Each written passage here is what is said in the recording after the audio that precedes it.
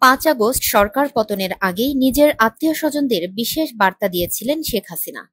তার এক আত্মীয় সম্প্রতি এই তথ্য জানিয়েছেন তার ঘনিষ্ঠজনদের। তাদের একজন জানিয়েছেন, দেশ ত্যাগ করতে না পারলে এখন তাকে জেলে থাকতে হতো। তিনি জানান, বিদেশে অবস্থানরত ওই ব্যক্তি ক্ষমতাচ্যুত আওয়ামী সরকারের একজন প্রভাবশালী দায়িত্বপ্রাপ্ত কর্মকর্তা এবং সাবেক সংসদ সদস্য ছিলেন। তিনি শেখ হাসিনার দাদা শেখ লুৎফর রহমানের পক্ষের একজন আত্মীয়। সূত্র জানায়, গত বছরের ৪ আগস্ট কারফিউ চলাকালেই মোবাইল ফোনে নির্দেশনা পেয়ে তিনি পরিবারের সদস্যদের সঙ্গে দেশ ত্যাগ করেন এবং অস্ট্রেলিয়ায় আশ্রয় নেন। ওই আত্মীয় জানান, শেখ হাসিনা শুধুমাত্র বঙ্গবন্ধু পরিবারের সদস্য ও নিকট আত্মীয়দের দেশ ছাড়ার নির্দেশ দেন।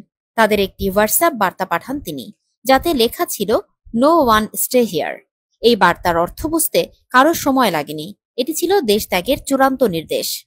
সূত্র আরও জানায়, আওয়ামী লীগের কোনো নেতা বা অন্য কারও প্রতি এমন বার্তা পাঠাননি শেখ হাসিনা। আত্মীয়দের নিরাপদে বিদেশে পৌঁছানো নিশ্চিত হওয়ার পর ৫ আগস্ট তিনি ছোট বোন শেখ রেহানাকে সঙ্গে নিয়ে ভারত চলে যান। পরে শেখ রেহানা লন্ডনে চলে যান। ইতোমধ্যে শেখ হাসিনার নেতৃত্বাধীন রাজনৈতিক দল আওয়ামী লীগের সব ধরনের কার্যক্রম সাময়িকভাবে নিষিদ্ধ করেছে বর্তমান অন্তর্বর্তীকালীন সরকার।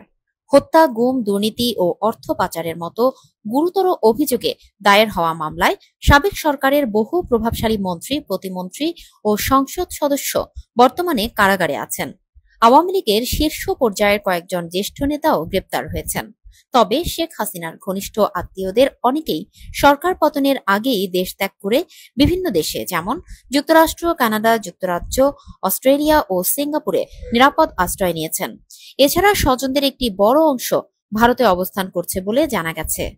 এখন পর্যন্ত বঙ্গবন্ধু পরিবারের সদস্যদের মধ্যে কেবল একজনের গ্রেপ্তারের তথ্য নিশ্চিত হওয়া গেছে।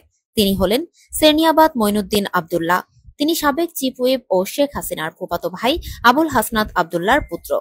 ২০২৪ সালের অক্টোবরে তাকে গ্রেপ্তার করা হয়। অস্ট্রেলিয়ায় অবস্থানরত বঙ্গবন্ধু পরিবারের ওই সদস্য জানিয়েছেন, ২০২৪ সালের ৩ আগস্ট বিকেলে শেখ হাসিনা বুঝতে পারেন যে তার সরকার আর টিকবে না। ওই সময় তিনি পরিবারের কয়েকজন সিনিয়র সদস্যের সঙ্গে আলাপ করে আশঙ্কা প্রকাশ করেন এবং বলেন, পরিস্থিতি অনুকূলে নেই, সুরক্ষার জন্য সবাইকে দেশ ছাড়ার প্রস্তুতি নিতে হবে। তিনি পরিবারের সদস্যদের উদ্দেশ্যে ওই বার্তা দ্রুত ছড়িয়ে দেওয়ার নির্দেশও দেন।